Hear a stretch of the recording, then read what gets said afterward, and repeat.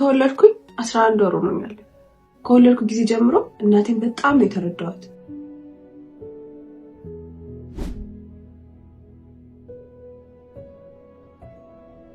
ሁሌም ቢሆን የልጄን ጡጦና መመገቢያ እቃዎች ሰው ሲነካብኝ ውስጥ ያለ በባክቴሪያ እንዳይጠቃብኝ በጣም እፈራለሁ።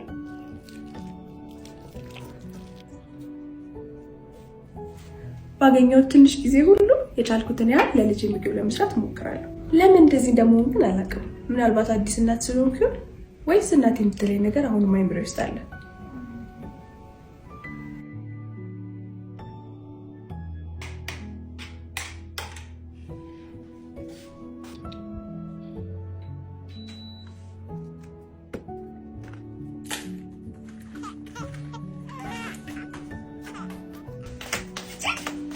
አይ ወልደ የኔ ልጅ ወጤ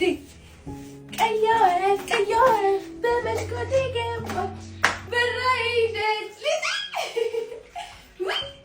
በራይደት ዳዳ